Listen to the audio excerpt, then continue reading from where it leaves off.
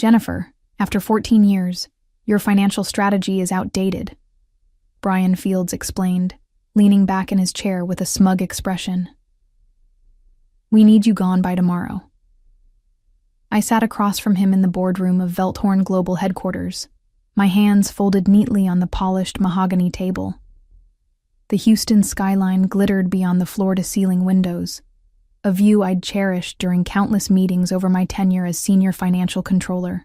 I understand, I replied evenly, meeting his gaze. Thank you for the opportunity. My calm response clearly confused him. His eyebrows furrowed slightly, as if he'd expected tears or protests. Instead, I gathered my notes, straightened my blazer, and walked out with my head held high. My name is Jennifer McAllister. I'm 52 years old and have dedicated 14 years to managing the financial controls at Velthorn Global, an international logistics company with operations in 37 countries. I've survived 3 CEOs, 2 recessions, and countless reorganizations. I've built systems that saved the company millions and protected it from financial irregularities. And now, I'd just been unceremoniously fired by a man who'd been with our company for less than 3 months. Brian Fields arrived at Velthorn with great fanfare, an Ivy League education, experience at a prestigious consulting firm, and promises of revolutionary financial management. The board was impressed by his flashy presentations and modern approach. What they failed to see was what I noticed immediately: inconsistencies in his claims, vague references to past successes, and an alarming willingness to bend accounting protocols. As I emptied my desk into cardboard boxes, I thought about the meeting I'd had 2 weeks earlier with Elaine Woodward, the head of the audit committee. She'd called me to her office after hours, closed the door, and spoken in hushed tones. Jennifer, we've noticed some unusual patterns in expense reports and contract approvals coming from the new CFO's office, she'd said, sliding a folder across her desk. Nothing concrete yet, but enough to raise concerns. We'd like you to look into it, discreetly. I'd already noticed the discrepancies myself. Large consulting fees to companies I couldn't verify. Travel expenses that didn't match known business trips. Contract terms altered after approval. I'd begun documenting everything, organizing evidence meticulously as was my nature. What Brian didn't realize when he fired me was that I wasn't just some outdated financial controller. I was the person who designed Velthorn's financial control systems. I knew every digital passage, every approval workflow, and every audit trail. More importantly, I knew exactly what I needed to find to expose whatever he was hiding. As I carried my boxes to my car, I wasn't angry. I was determined. Brian Fields had just made the biggest mistake of his career. I've never been one for grand displays of emotion. My father, a mathematics professor, had taught me that logic and evidence always triumph over drama and outbursts. This philosophy had served me well throughout my life, particularly in my finance career where precision and facts were currency. My modest 2-bedroom condo welcomed me as I arrived home earlier than usual. 14 years at Velthorn had allowed me to create a comfortable life, if not extravagant. My retirement fund was solid, my mortgage nearly paid off. I could have simply walked away, found another position, and left Brian Fields to whatever schemes he was orchestrating. But that wasn't who I was.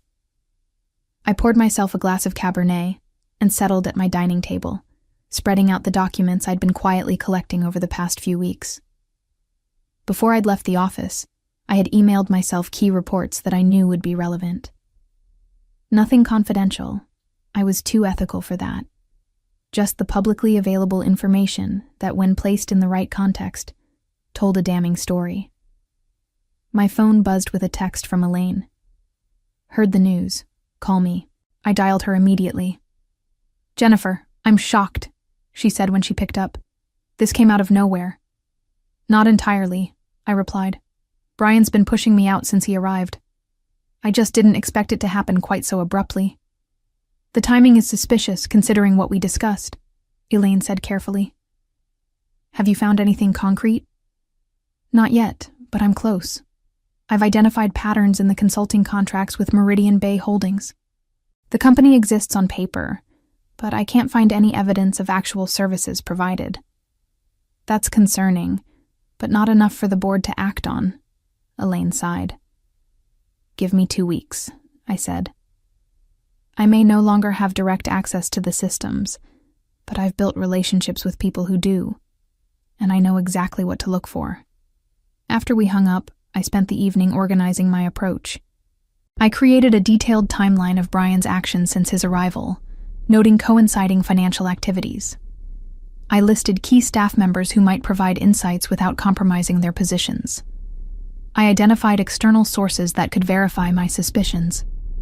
The next morning, instead of heading to the office as I had for 14 years, I set up shop at my dining table. My laptop, notepads, and financial documents spread across the surface. I had contacts throughout the financial industry in Houston, people who respected me and my work. It was time to call in some favors. By noon, I'd spoken with 3 former colleagues who now worked at banks that handled Velthorn's accounts. They couldn't share specifics, but their careful hints confirmed my suspicions. Something wasn't right with the new financial arrangements Brian had established. A week into my investigation, I received an unexpected visitor. Thomas Wright, Velthorn's IT director, rang my doorbell at 8 p.m. Sorry to drop by unannounced, he said, nervously adjusting his glasses.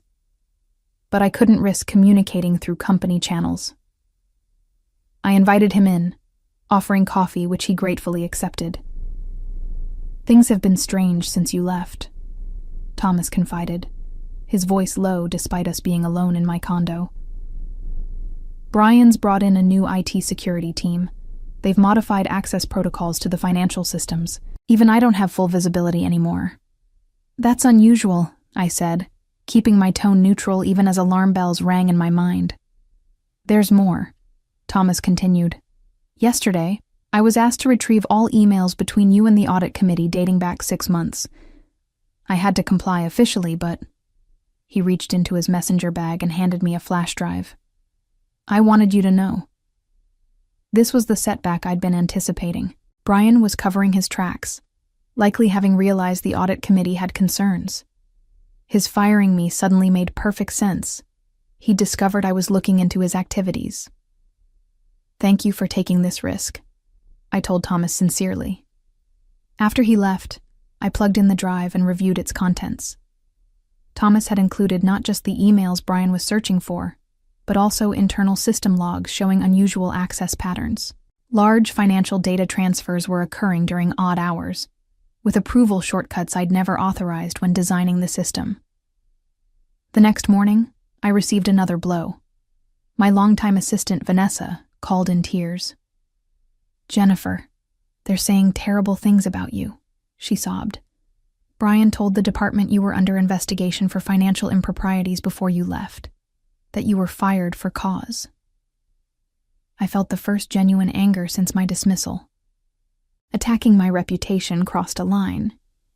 What exactly did he say, Vanessa? That you'd been manipulating vendor contracts for years, that you'd created a system with backdoors only you understood, that the company might have to restate earnings because of your methods. It was a clever move on Brian's part, discredit me before I could expose him. But he'd made a critical error.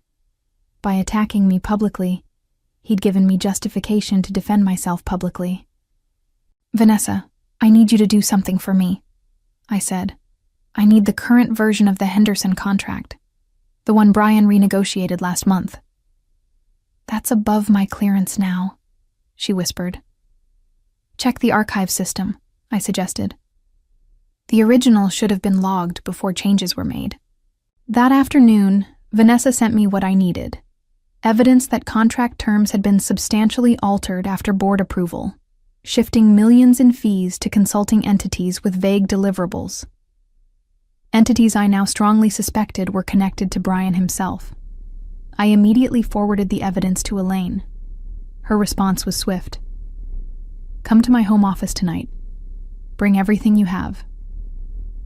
Elaine's Tudor-style home sat in one of Houston's older, established neighborhoods. Her home office reflected her personality, meticulous, traditional, yet thoroughly modern where it mattered. Multiple monitors displayed financial data, while antique bookshelves lined the walls. "The board is splitting on this issue," she explained as we reviewed my evidence. "Half see Brian as the innovative force Velthorn needs in changing market conditions. The other half has concerns but wants concrete proof before acting against the CEO's hand-picked CFO. This isn't just about innovative versus traditional approaches," I argued, pointing to the contract discrepancies. "These changes weren't approved by the board, but resulted in an additional $2.7 million in consulting fees. The beneficiary companies, Meridian Bay Holdings and Falcrest Advisors, have virtually no online presence or verifiable business activities." Elaine nodded slowly. "It's suspicious, but we need to establish a direct connection to Brian." "I think I know how," I replied, pulling up the corporate registration documents I'd obtained through my industry contacts. Both companies were registered 6 months ago by the same law firm, a firm that also represents Axington Partners. "Brian's former employer," Elaine noted, her eyes narrowing. "Exactly. And if we look at the authorized signatories..." I pulled up another document, highlighting a name. Patricia Fields. "Any relation?" "His wife," I confirmed. "She uses her maiden name professionally, but I found their marriage announcement from 8 years ago." Elaine leaned back in her chair, absorbing the implications. "This is getting serious, Jennifer. We're talking about potential fraud, conflicts of interest, misappropriation of funds." "Which is why he needed me gone," I explained. "As financial controller, I would eventually question these transactions during routine audits. He knew that. But he didn't anticipate that we'd already asked you to look into his activities," Elaine said with the first smile I'd seen from her in weeks. We spent the next 3 hours building a comprehensive case. The pattern was clear. Brian had been systematically directing Velthorn funds to companies connected to himself, disguised as legitimate consulting services.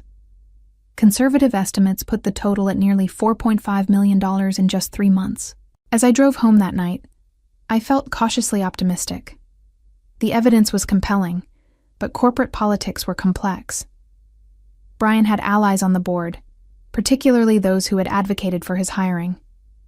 They wouldn't abandon him easily. My phone rang at 6 a.m. the next morning. It was Vanessa again, speaking in a hushed, urgent tone. "Jennifer, something strange is happening. A team from an outside accounting firm arrived this morning.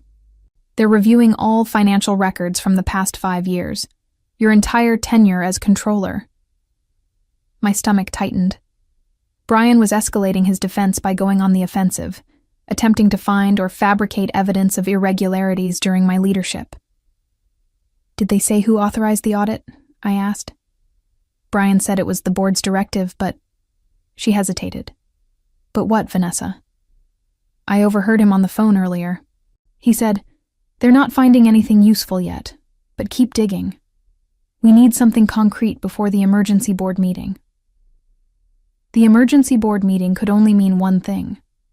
Elaine had brought our evidence to key board members, and they were taking it seriously. Brian was scrambling to divert attention and discredit me before he lost control of the narrative. "Thank you, Vanessa. Be careful and don't get caught helping me." "I won't," she whispered. Most of us know who the real professional is here. The next 48 hours unfolded like a high-stakes chess match. Brian made his move by calling an impromptu press conference, announcing a modernization of Velthorn's outdated financial systems, and hinting at concerning discoveries about previous practices. Though he never mentioned me by name, the implication was clear to anyone familiar with the company. I watched the live stream from my dining room table, noting how his confidence seemed forced, his smile not quite reaching his eyes. He was scared. My phone buzzed constantly with messages from former colleagues and industry contacts, many expressing outrage at the thinly veiled accusations. I responded graciously, but said little. This wasn't the time for a public battle. Instead, I focused on strengthening our case. A former classmate who now worked at the Securities and Exchange Commission provided insights, without violating any protocols, about what would constitute definitive evidence of financial misconduct. Armed with this knowledge, I refined my approach, focusing on documenting the money flow from Velthorn to the shell companies and ultimately to Brian. The breakthrough came unexpectedly. While reviewing Brian's travel expenses, I noticed a pattern of weekend trips to Austin. The company had paid for luxury hotel stays, claiming they were for potential investor meetings. But cross-referencing with Velthorn's investor relations calendar showed no such meetings scheduled. A social media search revealed the missing piece. Patricia Fields had opened an art gallery in Austin 3 months ago. The grand opening photos showed Brian proudly standing beside his wife. On the same weekend, he claimed to be meeting investors at Velthorn's expense. More damning was what I discovered when I dug deeper. The gallery's business filing listed its primary financial backer as Meridian Bay Holdings, the same shell company receiving consulting fees from Velthorn. I immediately sent the evidence to Yvaleen, who responded with a single line. Emergency board meeting moved up to tomorrow, 9 a.m. That evening, I received another unexpected visitor. Gregory Patel, Velthorn's general counsel, stood at my door looking uncomfortable. "May I come in, Jennifer?" he asked formally. I hesitated. Gregory reported directly to the CEO and had always been politically savvy. His loyalties were unclear. "I understand your concern," he said, noticing my hesitation. "But I'm here on official business. The board has requested your presence at tomorrow's meeting." "Why would the board want me there?" I asked, still not inviting him in. "The audit committee has presented serious allegations. The board wants to hear directly from all parties involved." He handed me an official letter. "This is a formal invitation, not a subpoena, but I strongly advise you to attend." After he left, I called Yvaleen, who confirmed the invitation was legitimate. "It wasn't my idea," she admitted. "Several board members insisted on hearing your perspective directly. Brian will be there too." "He'll come prepared to discredit me," I said. "Then you'd better be more prepared," she replied simply. I spent the night organizing my evidence into a clear, compelling presentation. I focused on facts, avoiding accusations or emotional appeals. The numbers told the story better than any rhetoric could. As dawn broke, I prepared myself mentally for the confrontation to come. I selected my most professional outfit, a charcoal suit that projected authority without flashiness. I reviewed my notes one final time. When I arrived at Velthorn headquarters, security escorted me up to the executive floor, where I'd spent countless hours over 14 years. The familiar faces I passed regarded me with mixtures of sympathy, curiosity, and in some cases, hope. Standing outside the boardroom doors, I took a deep breath. In a few minutes, I would face the man who had tried to destroy my reputation and career. But unlike Brian Fields, I had truth on my side. The boardroom fell silent as I entered. 14 pairs of eyes turned toward me, the 12 board members, Yvaleen at the head of the table, and Brian, who looked as though he'd aged years in the week since he'd fired me. "Thank you for joining us, Ms. McAllister," said Harold Thompson, the board chairman. "We find ourselves in an unusual situation that requires clarity." I nodded professionally, taking the empty seat directly across from Brian. His attempt at a confident smile faltered as our eyes met. "For those who haven't been briefed fully," Harold continued, "serious allegations have been raised concerning financial irregularities under Mr. Fields' leadership. Countering allegations have been made suggesting these claims are retaliatory on Ms. McAllister's part following her dismissal." Brian leaned forward. "With respect, Chairman, Ms. McAllister's presence here is inappropriate. She's no longer an employee and has shown clear animus toward Ms. McAllister is here at my request," Yvaleen interrupted firmly. "As head of the audit committee, I commissioned her investigation before her dismissal, not after." I saw several board members exchange surprised glances. Clearly, Brian had been controlling the narrative. "I believe it would be helpful for Ms. McAllister to present her findings directly," Yvaleen suggested. Harold nodded. "Proceed, Ms. McAllister," I connected my laptop to the presentation system and began methodically laying out the evidence. I showed the contract discrepancies, the shell companies, the money trail to the art gallery, the fraudulent travel expenses. I presented email trails, system logs, and financial transfers. Each slide built upon the previous one, constructing an irrefutable case. In summary, I concluded 30 minutes later, approximately $8 million has been diverted from Velthorn Global to entities connected directly to Mr. Fields or his family members, disguised as legitimate business expenses.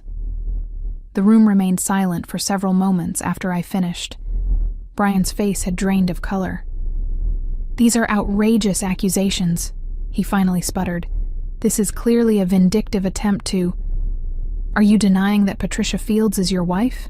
asked one board member. "Or that Meridian Bay Holdings funded her gallery?" asked another. "Or that you charged Velthorn for investor meetings that never occurred?" added a third. Brian's eyes darted around the room, seeking allies and finding none. "These connections are being presented without context. There are legitimate business reasons for—" "I've seen enough," Harold interrupted. "Mr. Fields, please wait outside while the board deliberates."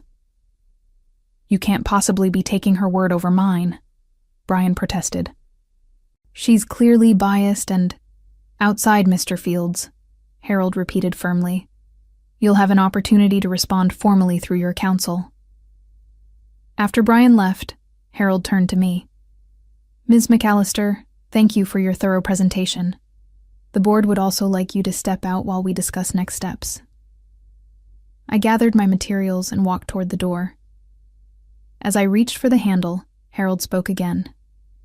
"One more thing, Ms. McAllister. The methods you used to gather this evidence, would you characterize them as outdated?" A small smile crossed my face. "I prefer the term thorough, Chairman Thompson." Several board members chuckled, breaking the tension in the room. In the hallway, I saw Brian speaking urgently with Gregory Patel. When he noticed me, he broke off mid-sentence, his face contorting with anger. "You think you've won," he hissed, "but this isn't over. I have connections you can't imagine." I replied calmly. "Unfortunately for you, Mr. Fields, I don't rely on imagination. I rely on evidence." The board's deliberation lasted nearly 2 hours. I waited patiently in a small conference room, reviewing emails on my phone. Brian paced the hallway outside, periodically making heated phone calls. Finally, Gregory Patel appeared. "The board would like to see both of you." We returned to the boardroom, where Harold's expression revealed nothing about their decision. "After careful consideration of the evidence," he began, "the board has reached several conclusions. First, there is sufficient cause to terminate Mr. Fields' employment with Velthorn Global, effective immediately." Brian started to protest, but Harold held up his hand. "Second, we have notified appropriate authorities regarding the financial irregularities uncovered. Mr. Fields, I suggest you retain legal counsel promptly." Brian's face flushed deep red. "This is a mistake you'll all regret. I have explanations for everything presented today." "Save them for the investigation," Harold replied coldly. "Security will escort you to clear out your personal belongings." As Brian was led away, Harold turned to me. "Ms. McAllister, the board owes you an apology. Your dismissal was clearly orchestrated to conceal financial misconduct." "Thank you, Chairman," I replied professionally. "Which brings me to our third conclusion," Harold continued. "The board would like to offer you reinstatement to your position with a significant compensation adjustment to reflect both your loyalty and the apparent increased scope of your responsibilities." I hadn't expected this turn of events. I'd been focused on exposing Brian, not on returning to Velthorn. "Additionally," Elaine added, "we'd like to create a new position reporting directly to the Audit Committee, Chief Compliance Officer. You would have independent authority to investigate any financial concerns without interference from executives." The offer was compelling. Increased authority, direct board access, and, reading between the lines, protection from any future executive who might find my methods too rigorous. I appreciate the offer, I said carefully. I'd like some time to consider it.